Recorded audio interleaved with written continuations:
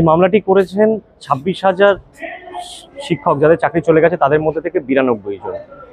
এনারা first SLST upper primary 2016 recruitment প্রসেসে participate করেছিলেন, কিন্তু একদম শেষ পর্যায়ে এসে এনাদের ইন সার্ভিস হওয়ার দরুন এনাদেরকে সেই রিক্রুটমেন্ট প্রসেসে বসতে দেওয়া হয়নি।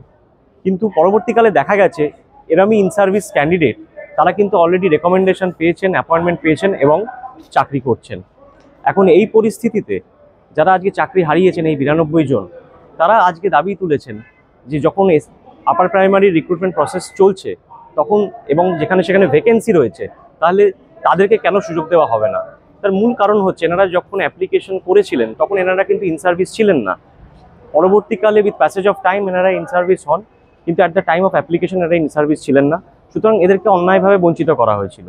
আর আজকে বর্তমানে এনাদের যা পরিস্থিতি, এনাদের আজকে চাকরি চলে গেছে এবং যেখানে ভ্যাকেন্সি রয়েছে এবং রিক্রুটমেন্ট প্রসেসটা চলছে এবং সেখানে ভ্যাকেন্সি রয়েছে, তাহলে কেন এনাদেরকে অ্যাকোমোডেট করা যাবে না, এই দাবি তুলে এনারা এসেছিলেন কোর্টে। আরেকটি ইম্পর্টেন্ট ইস্যু, সেটা হচ্ছে রিক্রুটমেন্ট রুলসে কোনো বার নেই যে যারা ইন সার্ভিস তারা এই রিক্রুটমেন্ট প্রসেসে বসতে পারবেন না, কিন্তু তৎসত্ত্বেও এনাদেরকে অন্যায়ভাবে আটকে দেওয়া হয়েছিল।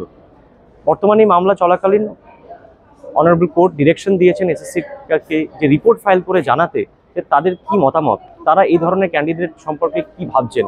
আর এটি অত্যন্ত তাৎপর্যপূর্ণ একটি মামলা, তার কারণ হচ্ছে এই পরিস্থিতিতে যখন এতজন মানুষ চাকরি হারিয়েছেন তখন যদি তাদের কোনোভাবে একটা রিক্রুটমেন্ট প্রসেসে অ্যাকোমোডেট করা যায়, যেখানে প্যানেল এখনো ভ্যালিড রয়েছে, যেখানে রিক্রুটমেন্ট প্রসেস এখনো চলছে উইথ ভ্যাকেন্সি, তাহলে তাদের একটা বিরাট সুরাহা হতে পারে বলে আমার মনে হয়।